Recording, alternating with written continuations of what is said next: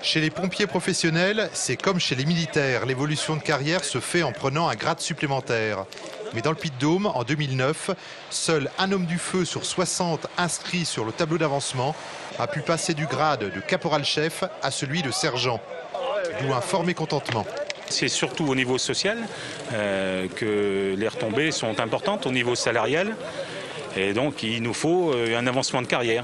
Si c'est pour rester caporal-chef toute sa vie, c'est pas intéressant pour lui. Des pompiers professionnels qui estiment faire des efforts conséquents pour progresser dans leur métier. Tout travail mérite salaire, tout examen mérite récompense. J'ai passé un examen professionnel dans lequel on s'investit sur nos compétences, sur lesquelles on est évalué justement pour gérer une équipe en cas d'incendie et être capable de s'inclure dans un dispositif de secours d'une grande ampleur. Seul souci, c'est que cet examen, on ne peut pas le valoriser parce qu'on n'est pas nommé. D'après les manifestants, cette évolution de carrière représente un coût supplémentaire de 1 500 € par an par nomination. Une goutte d'eau pour eux, un effort financier trop important pour la direction du SDIS.